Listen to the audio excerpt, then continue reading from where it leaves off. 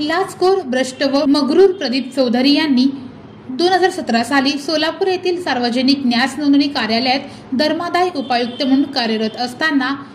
उच्च न्यायालयाचा अवमान केला म्हणून दाखल असलेल्या अवमान याचिकेत नोटीस बजावणी होऊनही हजर न झाल्याने उच्च न्यायालयाच्या न्यायाधीश माननीय शर्मिला देशमुख यांनी प्रदीप चौधरी यांना वॉरंट काढले. दिनांक 3/3/2025 रोजी हजर राहण्याचा आदेश दिला.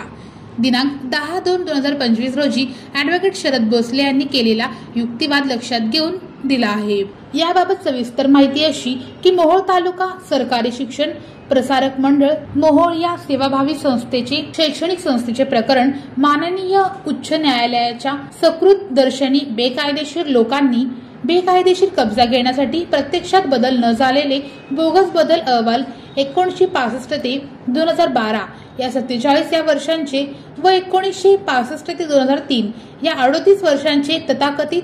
हिशोबपत्रके एकाच दिवशी दाखल केल्यामुळे श्रीमती शाहीन शेख यांचा सदर संस्थेशी कोणताही व कसलाही संबंध नसल्याचे निदर्शनास आल्याने सदर संस्थेचा संपूर्ण कारभार व दप्तर काढून घेऊन माननीय प्रमुख जिल्हा न्यायाधीश सोलापूर यांच्याकडे देण्याचा आदेश दिलेला आहे व तसेच शेख कुटुंबियांनी दाखल केलेल्या बोगस बदल अहवालावर निर्णयावर शिफारस व 18/07 या स्वयंखुद्ध योजनेवर शिफारस 6 महिन्यांच्या आत माननीय उच्च न्यायालयाला धर्मादाय उपायुक्तांनी कळविण्याचा आदेश उच्च न्यायालयाचे न्यायमूर्ती माननीय JS पटेल साहेब यांनी प्रलंबित पाहिले.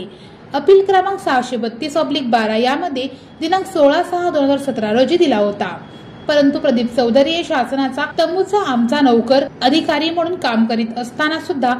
श्रीमती शाहीन शेख व त्यांच्या वकिलांचा खासगी नोकर असल्याप्रमाणे वागून उच्च न्यायालयाने दिनांक 16/6/2017 रोजी दिलेल्या आदेशाचे जाणीवपूर्वक पालन केले नाही. म्हणून पांडुरंग सुरवसे, समाधान शेळके व नेताजी सुरवसे यांनी 2019 मध्ये माननीय उच्च न्यायालयात अवमान याचिका दाखल केली आहे. 133/2019 या अवमान याचिकेत सध्या बीड येथील सार्वजनिक न्यास नोंदणी कार्यालयात धर्मादाय उपायुक्त म्हणून कार्यरत व असलेले प्रदीप चौधरी हे हजर न झाल्याने माननीय उच्च न्यायालयाच्या न्यायाधीश माननीय शर्मिला देशमुख यांनी प्रदीप चौधरी यांना वॉरंट काढून दिनांक 3/3/2025 रोजी माननीय उच्च न्यायालयात हजर राहण्याचे आदेश 10/2/2025 रोजी दिले आहेत. त्यामुळे माननीय उच्च न्यायालयाच्या अवमान याचिकेत हजर राहणाऱ्या अशा मगनूर व मस्तवाल अधिकाऱ्यास चाप बसेल.